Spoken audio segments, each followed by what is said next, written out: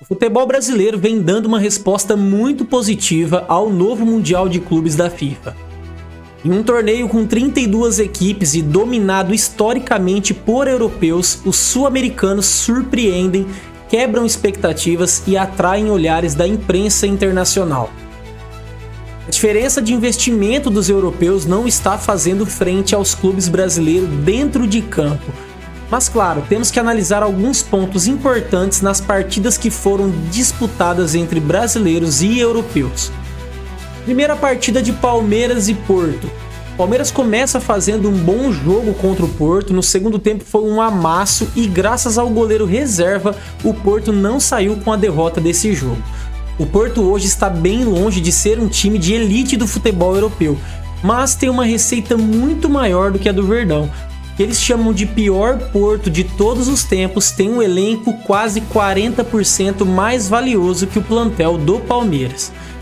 No final das contas, o que a gente viu foi uma superioridade do time do Palmeiras frente ao time do Porto. Apesar do gol não ter saído, o Palmeiras jogou muito melhor durante boa parte da partida.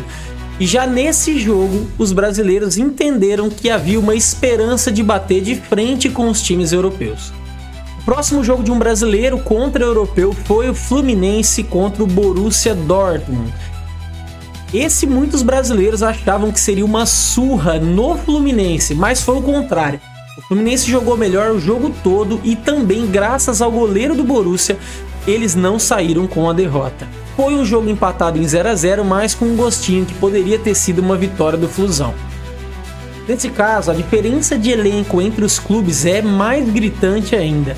Segundo o site Transfer Market, o valor do elenco do Fluminense é de 525 milhões de reais, enquanto o do Borussia Dortmund é cerca de 3 bilhões de reais, ou seja, quase 6 vezes maior do que o time do Fluminense. Mas dentro de campo não foi isso que vimos. O Flusão amassou o Borussia e poderia muito bem ter saído com a vitória.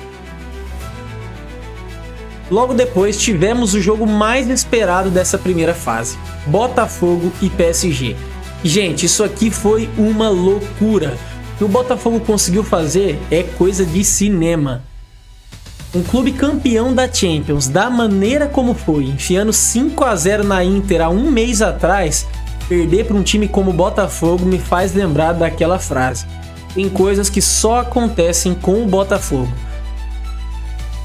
O Fogão venceu por 1 a 0 um time com valor de elenco em cerca de mais de 6 bilhões de reais, cheios de estrelas, e foi aqui que os times brasileiros enlouqueceram os europeus.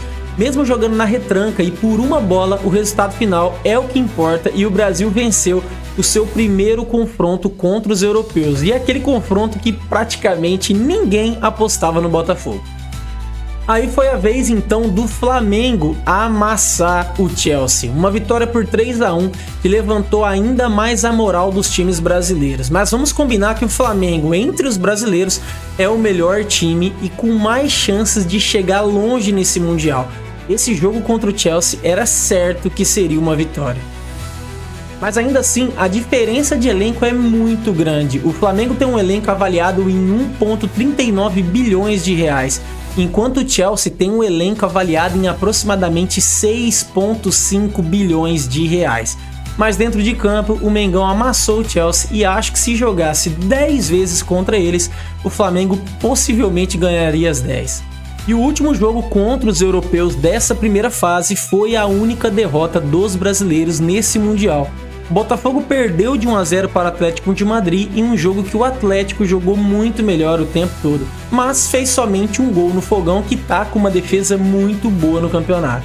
Agora é fato que muitos times europeus pouparam diversos jogadores nessa primeira fase de Mundial, mas acredito que o Brasil conseguiu surpreender muito, fazendo jogos muito competitivos contra todos os clubes europeus. Algo que despertou a mídia europeia para o futebol brasileiro. Mas para essa próxima fase é redobrar a atenção, porque parece que agora eles vão vir com força total.